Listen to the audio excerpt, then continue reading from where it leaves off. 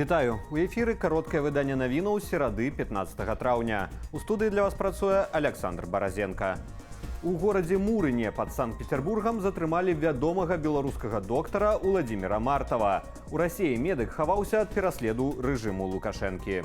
Цяпер яго утрымліваюць у 87-м аддзеле паліцыі ў Селаўскага раёну в обласці, паведамляе выданне Фонтанка. Доктар-рэаніматолог Уладзімір Мартаў працаваў загадчыкам аддзялення анестэзіялогіі і рэанімацыі Віцебскай больніцы хуткай дапамогі. У 2021 годзе ён распавёў журналістам пра сапраўдную статыстыку смяротнасці беларусаў ад каронавірусу, а таксама прыдаў розгалас аварыі на кіслароднай станцыі Віцебскай больніцы, у выніку якой загінулі некалькі пацыентаў. Праз некалькі месяцаў Мартаву не працягнулі працоўны контракт, а ў лютым 2022 яго затрымалі. Пасля адбыцця адміністратыўнага арышту доктар з'ехаў з Беларусі. Як паведамляе Фонтанка, Мартаў абвешчаны ў міждзяржаўны вышук. Сілавікі рэжыму Лукашэнкі вінавацяць яго ў нібыта арганізацыі экстрэмісцкай суполкі.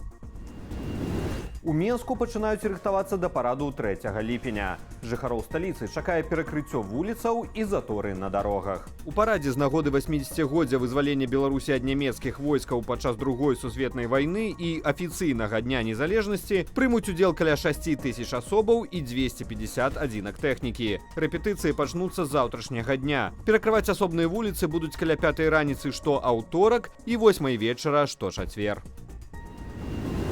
Фотограф Александр Васюкович змог вынесці з Сезана Валадарскага копіі насценных малюнкаў мастака Алеся Пушкіна, які памёр за кратамі. Пра гэта Васюкович распавёў у інтэрв'ю маім калегам з сайту belsat.eu. Я папрасіў сваіх, каб мне пераслалі ў перадачы кальку, каб можна было яго скапіяваць, і я зрабіў гэта і ў выніку вынес на свабоду. Вельмі балюча было гэта ўсё бачыць, таму што я быў да гэтага на пахаванні Алеся. І, не ведаю, мне падалося, што ўсё, што я мог зрабіць, гэта вынесці адтуль тую штуку для гісторыі. Поўная версія размовы з фотографам, які пасля прысуджэння яму 3 гадоў так званай хатняй хіміі эвакуяваўся з Беларусі, ужо на нашай старонцы belsat.eu. Раварыст загінуў пад коламі БМВ у Шклоўскім раёне. Як паведамляюць у міліцыі Магілёўскай вобласці, трагедыя адбылася ўчора каля вёскі Нізоўцы. 71-гадовы кіроўца БМВ збіў 54-гадовага раварыста, які ехаў сустрэчную паласою. Ад атрыманых траўмаў той загінуў на месцы. Міліцыя правярае абставіны здарэння. У Ростовской области России дроны атаковали паліўную базу. Там прагрымела 2 выбухі. Мясцовыя ўлады сцвярджаюць, што рэзервуары з палівам не загарэліся. Пацярпелых ад атакі няма. Паводле інфармацыі Мінабароны, яшчэ каля 10 беспілотнікаў гэтай ноччу былі знішчаныя над Курскай, Бранскай і Белгарадскай вобласцю. Неспакойная ноч была і ў акупаваным Крыме. Пра выбухі на лётнішчы Бельбек, а таксама ў Еўпаторыі і ў Бахчысарайскім раёне паведаміў тэлеграм-канал «Крымскі ветер». Адзначаецца, што на лётнішчы ў Бельбеку паўсталі 3 агнішчы ў зоне ўзлётнай паласы і месцаў стаянак самалётаў. Акупацыйныя ўлады паўвострава і расійская Мінабароны ў сваю чаргу паведамілі пра збіццё 10 ракетаў «Атакамс».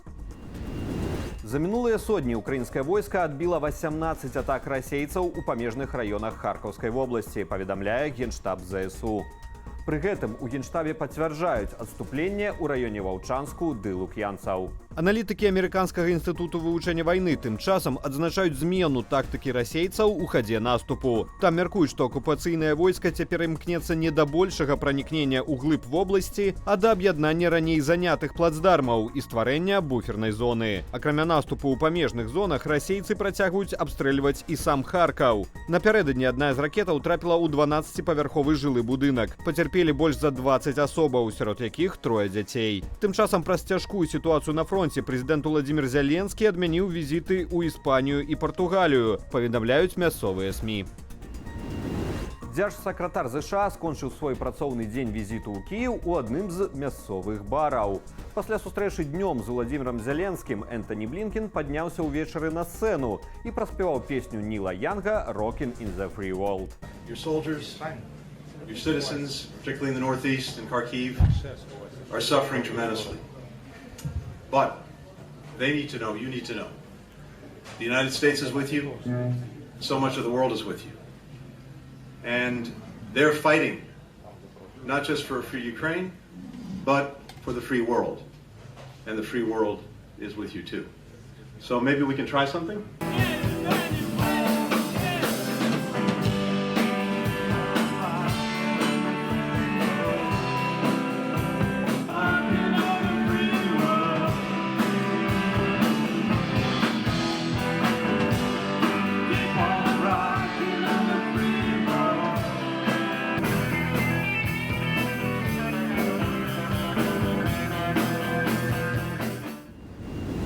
некалькі дзён да бою стагоддзя. Брытанец Тайсон Ф'юры і украінец Александр Усік у суботу ў Эрыадзе упершыню за апошнія 25 гадоў пазмагаюцца за тытул абсалютнага чэмпіёну свету ў суперцяжкой вазе. Дату бою, які ўжо назвалі рынгам у агні, пераносілі некалькі разоў. Але 18 траўня свет нарэшце даведаецца, хто з баксёраў зможа аб'яднаць чэмпіёнскія тытулы паводле 4 асноўных версіяў.